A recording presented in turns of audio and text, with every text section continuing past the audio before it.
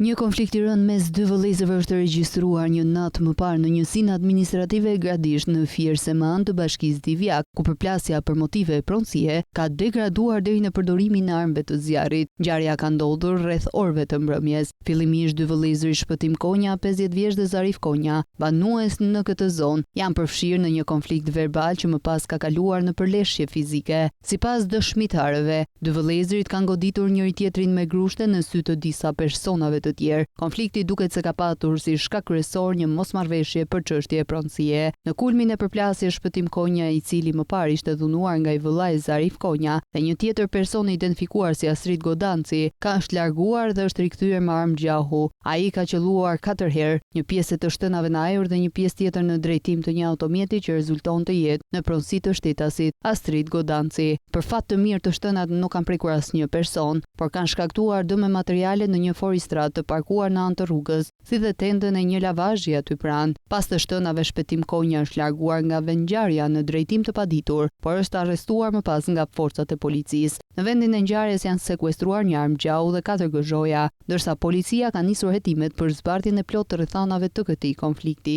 Ndaj 50 vjeçari Shpëtim Konja rëndojnë akuzat për kanosje, dhunë në familje dhe shkatërrim i pronës. Ai është shoqëruar për të dhënë shpjegime në lidhje me incidentin. Në ana tjetër, policia po vijon hetimet dhe ka marrë në pyetje persona të tjerë që kanë qenë të pranishëm ose që kanë dieni në lidhje me këtë ngjarje. Ndërkohë, Zarif Konja dhe Astrid Godanci janë shpallur në kërkim pasi janë larguar menjëherë pas konfliktit dhe momentalisht ndodhen në Arrati. Policia vijon punën për kapjen dhe sqarimin e plotë të kësaj ngjarje.